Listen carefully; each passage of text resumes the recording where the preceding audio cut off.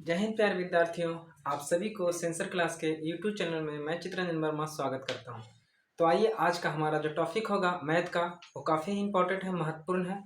और टॉपिक होगा हमारा स्टैटिक्स, यानी कि सांख्यिकी।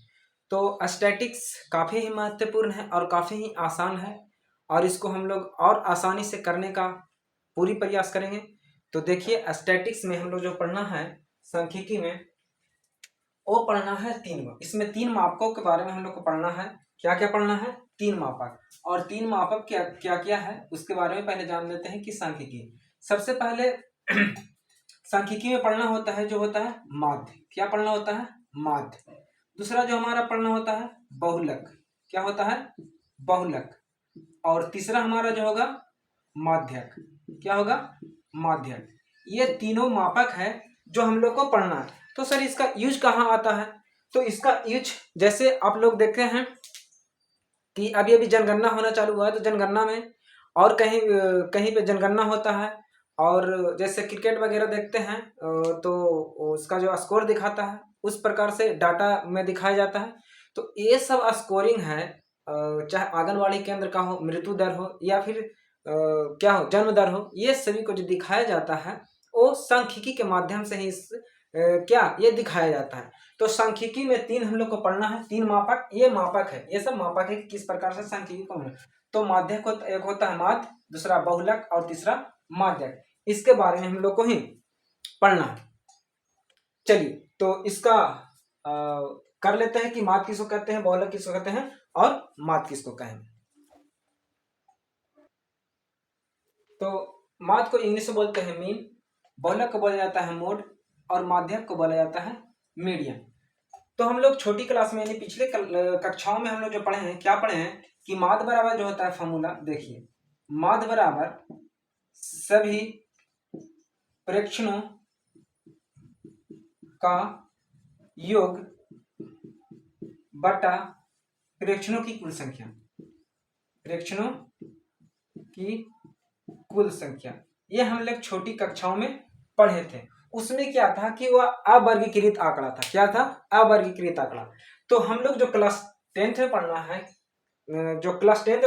वो पढ़ना है वर्गीकृत आंकड़ा। कौन सा आंकड़ा? वर्गीकृत। वर्गीकृत का मतलब वर्ग के अंदर दिया रहेगा। किसके अंदर दिया रहेगा? वर्ग के अंदर। यानी एक डाटा बनाया रहेगा इस तरह से, और इसके अंदर ही सबको सभी डाटा दिया रहेगा, और इसी के अंदर हम लोग को निकालना रहेगा। तो ये वर्ग के अंदर जो डाटा दिया रहेगा, ये सब वर्ग के अंदर, ये पूरा वर्ग कहलाएगा। तो वर्ग के अंदर जो डाटा दिया रहेगा उसके बारे में हम लोग को निकालना है। तो सबसे पहले हम देखते हैं, वो जो अवर्गीकृत आंकड़ा में देखे थे वो अलग था। वो अवर्गीकृत आंकड़ा के लिए ही सूत्र होता है, ये अवर्गीकृत आंकड़ा के लिए। लेकिन वर्गीकृत आंकड़ा के लिए जो हम लोग का सूत्र है वो अलग है, ठीक है ना। जैसे मान निकालने के लिए अगर मानते हैं, अगर प्रेक्षण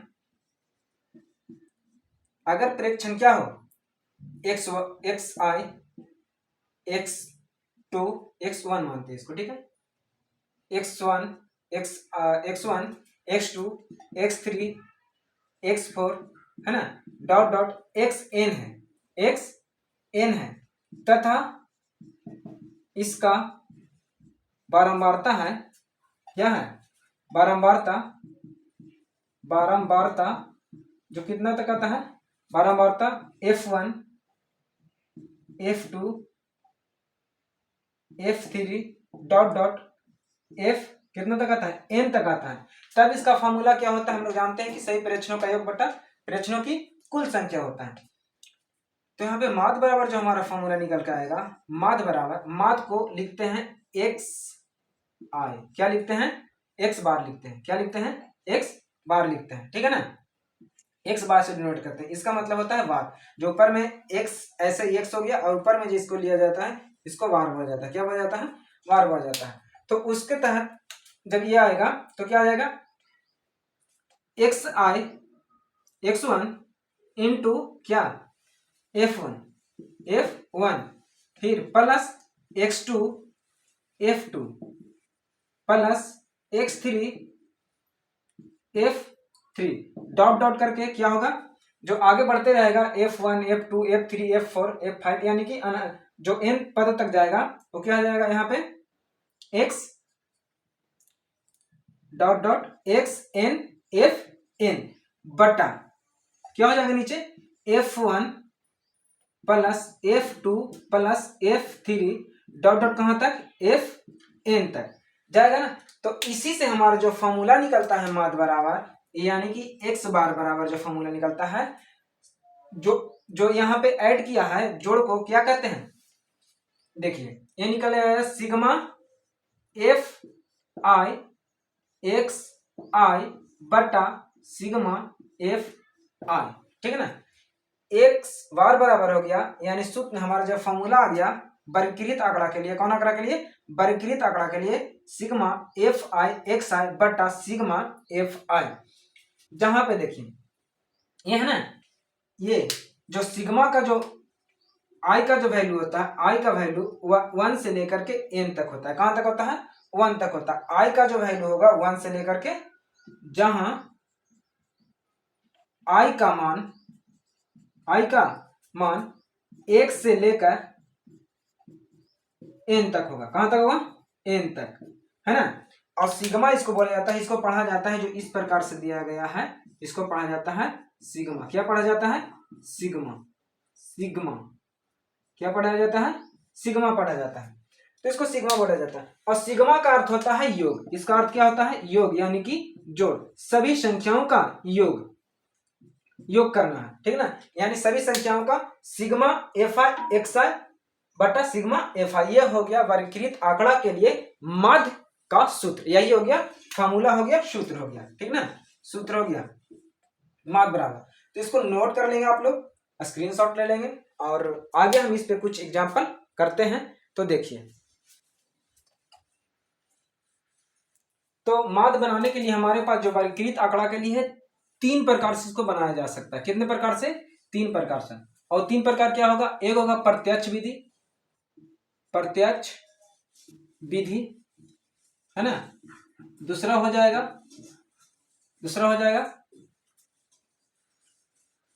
पग विचलन विधि, पग विचलन विधि। और तीसरा जो होता है हमारे पास, वो होता है, ये हो गया प्रत्यक्ष विधि, पग विचलन विधि, और तीसरा हो गया हमारे पास, उसको हम लोग कहते हैं, तो तीसरा हमारे पास क्या है, कल्पित विधि। क्या है, कल्पित विधि।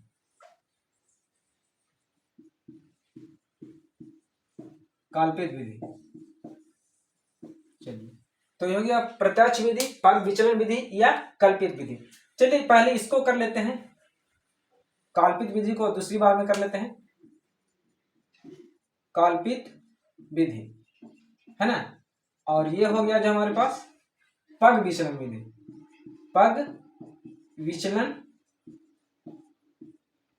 विधि। ये 3 प्रकार से विधियां को हम लोग पढ़ते हैं। तो काफी आसान तरीका से, ज्यादा जो यूज है वो 3 में से किसी का यूज करके आप माध्य निकाल सकते हैं। तो माध्य निकालने के लिए प्रत्यक्ष विधि, कल्पित विधि और पग विचलन विधि है। तो इसमें आप देखिए कि ये वाला तो हम लोग हमेशा पढ़ते रहे, लेकिन इसीलिए ये क्या हो गया, बच्चों के लिए आसान हो जाता है। प्रत्यक्ष विधि यानी कि डायरेक्ट मेथड। जो कल्पित विधि है यानी कि अजम्स विधि, एजूम मेथड, ये एजूम मेथड है जो थोड़ा सा दिक्कत करता है बच्चों को, इसलिए है आसान। अगर बड़े बड़े आंकड़े दिया रहेगा तो बड़े आंकड़े के लिए कल्पित विधि और पग विचलन विधि ही काफी ही आसान ये महसूस होगा, क्योंकि उसमें क्या होता है, गुना करने में काफी दिक्कतें सामना करना पड़ता है।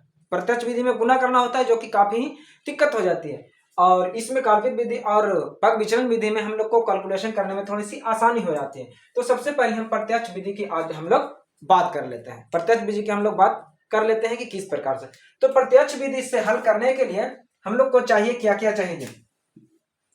तो प्रत्यक्ष विधि से हल करने के लिए देखिए क्या चाहिए। पहला, इसको हम लोग हल कर रहे हैं, ठीक है ना। प्रत्यक्ष विधि से हल करने का माध्य निकालने के लिए आवश्यक आंकड़े, आवश्यक आंकड़े क्या है। तो सबसे जो दिया रहेगा वो भी ठीक है, ना दिया रहेगा उसको हम लोग निकालेंगे। तो वर्ग अंतराल पहला आ जाएगा वर्ग अंतराल, क्या आ जाएगा वर्ग अंतराल, ये हम लोग को दिया रहेगा। दूसरा जो आएगा, दूसरा हमारे पास आएगा वो आ जाएगा वारंवारता, क्या रहेगा वारंवारता, और ये भी हम लोग को दिया रहेगा यानी कि फ्रीक्वेंसी, और यह क्लास इंटरवल, ये हो गया फ्रीक्वेंसी। और तीसरा जो हमारे पास आना चाहिए वो आएगा वर्ग चिन्ह, क्या रहेगा वर्ग चिन्ह, जिसको हम लोग इंग्लिश में बोलते हैं हाँ वर्ग चिन्ह। तो वर्ग अंतराल, बारंबारता और क्या वर्ग चिन्ह, जिसको हम इसको हम डिनोट करने के लिए वर्ग अंतराल को वर्ग अंतराल, ठीक है, क्लास इंटरवल, इसको हम लोग करने के लिए बारंबारता को एफ आई करते हैं, ठीक है, फ्रीक्वेंसी, ठीक है, और वर्ग चिन्ह को एक्स आई लिखते हैं, है ना, एक्स आई लिखते हैं। तो इसी प्रकार ये तीन गो ही आएगा और इसको हम लोग काफी आसान तरीका से प्रत्यक्ष विधि से हल करते हैं, ठीक है। आइए बात कर लेते हैं पहला एग्जाम्पल। चलिए, तो हम लोग के पास आ गया है प्रश्न। पहला प्रश्न है निम्न आंकड़ों का माध्य ज्ञात करना है। तो सबसे पहले हमको चाहिए वर्ग अंतराल, जो कि वर्ग अंतराल हमारे पास दिया गया है। दूसरा चाहिए बारंबारता, तो बारंबारता ये दिया गया है। तो दोनों दो चीज हमें दिया गया है, वर्ग चिन्ह हमारे पास नहीं है, तो वर्ग चिन्ह निकाल करके और हम लोग फॉर्मूला जो होता है उसको लगा करके निकाल लें। तो इस तरफ जो दिया गया है 10, 13, 30, 50, 70 और 90, ये सब है जो निचली सीमा कहलाता है, निम्न सीमा कहलाता है, और ये कहलाता है ऊपरी सीमा यानी कि उच्च सीमा, ठीक है ना। ये क्लास इंटरवल यानी कि वर्ग अंतराल है। अब इसको में हम लोग चाहिए क्या वर्ग चिन्ह, क्या चाहिए वर्ग चिन्ह। तो हम लोग वर्ग चिन्ह का एक आंकड़ा बना लेते हैं, वर्ग चिन्ह, और वर्ग चिन्ह को क्या लिखते हैं एक्स आई, है ना, एक्स आई, यहाँ पे लिख देते हैं एक्स आई, ठीक ना। अब वर्ग चिन्ह निकालने के लिए हम लोग क्या चाहिए, देखिए वर्ग चिन्ह के लिए हम लोग पढ़े थे वर्ग चिन्ह बराबर ऊपरी सीमा प्लस निम्न सीमा बटा 2, यानी कि जो वर्ग अंतराल दिया रहेगा, वर्ग अंतराल की ऊपरी सीमा 30 और निचली सीमा 10, ये दोनों को ऐड करके जोड़ करके और 2 से डिवाइड करेंगे, हमारा वर्ग चिन्ह निकल जाएगा, है ना। तो वर्ग चिन्ह निकालने के लिए क्या करेंगे, यहाँ पे हम काफी बेसिक तरीका से बता रहे हैं, 10 + 30/2 डिवाइड करेंगे तो कितना हो जाएगा 30 और 10 40, 40/2 कट के हमारे पास जो आएगा, और थोड़ा बढ़ा देते हैं, बड़ा करते हैं इसको ऐसे, तो कितना आ जाएगा कट क्या आ जाएगा 20, है ना। चलिए आगे बढ़ लेते हैं। अब इसको हमारे लिए 20 निकल गया है इसका वर्ग चिन्ह। अगला में देखते हैं 30 + 50/2, ये हो गया 80/2, कट के हो जाएगा 40, हो गया ना। चलिए नेक्स्ट बात कर लेते हैं 50 + 70/2, कितना आ जाएगा 120 आ गया, 7 5 12, ठीक है, 2 कट के आ जाएगा 60, आ गया ना। यहाँ 90 + 70, 70 + 90/2, 9 7 16, 160/2, यानी कट के कितना आ गया 100 और 30, और 80, आ गया ना, हो गया। अब यहाँ पे क्या करेंगे 90 + 110 और 2 डिवाइड करेंगे तो कितना आ जाएगा ऐड करके 9 और 1 10, यानी कि 200/2, कट क्या आ जाएगा हमारे पास 100, आ गया ना। तो हमारे पास क्या आ गया वर्ग चिन्ह भी आ गया, क्या आ गया वर्ग चिन्ह। फॉर्मूला होता है माध्य बराबर, जो फॉर्मूला होता है पढ़े माध्य, यानी कि x बार बराबर सिग्मा एफ आई एक्स आई बटा सिग्मा एफ आई, है ना।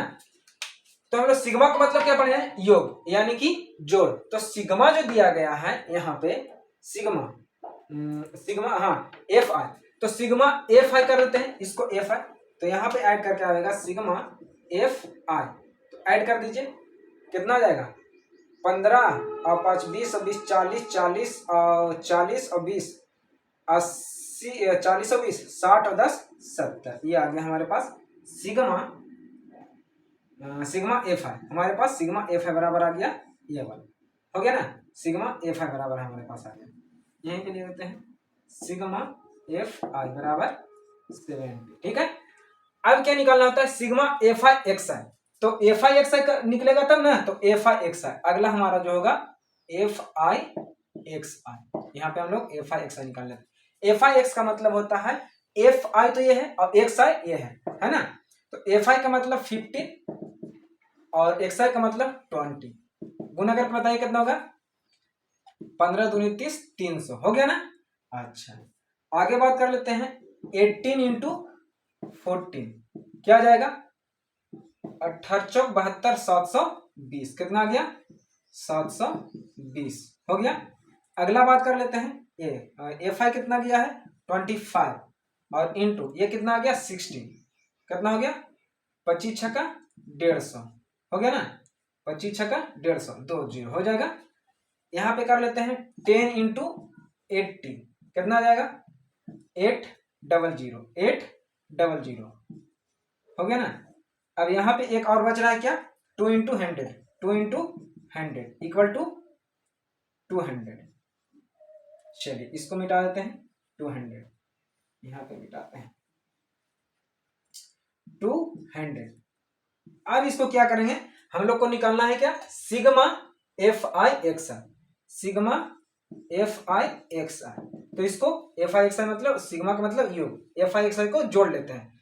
ये हो गया 0, यहाँ पे ऐड होगा तो 2 2 2 यहाँ हो गया 2, 7 और 3 10 10 5 15 15 16 17 17 और ये हो गया 5 और ये हो गया 1 और 2 3 हो गया ना, 3520। अब यहाँ पे फॉर्मूला में लगा देंगे माध्य बराबर, माध्य बराबर हम लोग फॉर्मूला जो होता है माध्य यानी कि x बार बराबर सिग्मा एफ आई एक्स आई बट्टा सिग्मा एफ आई हो गया ना। अब फॉर्मूला पे पुट करते हैं, क्या हो गया यहीं पे पुट करते हैं, एफ आई एक्स आई का वैल्यू कितना दिया गया है 3520 बट्टा सिग्मा एफ आई का वैल्यू कितना आ गया 70, कट कर देते हैं आ गया 352/7। अगर पॉइंट में आंसर लेना चाहते हैं तो पॉइंट में आंसर यहाँ पे काट करके कर सकते हैं, या नहीं भी करना चाहते हैं तो यहीं पे आंसर हो गया, काट देते हैं 7 5 35 हो गया, नहीं लग रहा है 0.7 दूनी 14 और 7 8 56, यही हो गया हमारे पास आंसर हो गया ना। तो इस प्रकार से हम लोग को माध्य निकालने के लिए काफी आसान तरीका से क्या क्या जरूरत होती है, माध्य के लिए जरूरत होती है वर्ग अंतराल, बारंबारता और वर्ग चिन्ह। वर्ग चिन्ह ऊपरी सीमा प्लस निम्न सीमा बटा 2 है ना। वर्ग चिन्ह के लिए हमारे पास ऊपरी सीमा प्लस निम्न सीमा बटा 2 कट करके यहाँ पे हम काफी आसान तरीका से बता दिए हैं। देख लीजिए वर्ग अंतराल, बारंबारता, वर्ग चिन्ह हम लोग को निकाल लेता है, एफ आई एक्स आई निकाल लेना होता है। एफ आई एक्स आई मैंने एफ आई और एक्स आई को आपस में क्या करता है गुना करना होता है। तो एफ आई 15 और ये 20 गुना करके 318 ये वाला देख लीजिए पहले वर्ग अंतर वर्ग चिन्ह के लिए, तो 30 और 10 40 बटा 2 यानी कि इस प्रकार से यहाँ भी ऐड करने के बाद यहाँ भी ऐड करने के बाद 2 से डिवाइड, यहाँ भी ऐड करने के बाद 2 से डिवाइड, यहाँ भी ऐड करने के बाद 2 से डिवाइड है ना। एफ आई सिग्मा एफ आई का मतलब सिग्मा जो योग है ये एफ आई को पूरा को ऐड करना है जोड़ना है, तो 70 आ गया है। यहाँ पे सिग्मा एफ आई मतलब दोनों को मल्टीप्लाई करके यहाँ पे लिख दिए हैं, और सिग्मा एफ आई एक्स का मतलब सिग्मा का मतलब योग कर दिए टोटल को, और फॉर्मूला लगा दिए माध्य यानी कि x बराबर सिग्मा एफ आई एक्स बटा सिग्मा एफ आई। ये सिग्मा एफ आई एक्स का वैल्यू है हमारे पास 3520 और सिग्मा एफ आई का वैल्यू है हमारे पास 70। इसको कट कर दिए 10 से 10 कट गया और बच गया 352/7 डिवाइड किए हैं तो 50.28 हमारे पास आंसर आ गया है। काफी आसान तरीका से, अगर नहीं समझ में आया तो फिर से वीडियो को देखिए, काफी आसान तरीका है। तो आइए प्रत्यक्ष विधि का ये हम लोग कर लिए। अगला हम चलते हैं माध्य के लिए, अगर काल्पनिक विधि भी सीखना चाहते हैं, पग विचलन विधि सीखना चाहते हैं तो वीडियो में जा करके कमेंट कीजिए, हम दोनों विधि और ही आप लोग को प्रोवाइड करने का कोशिश करेंगे। Thank you.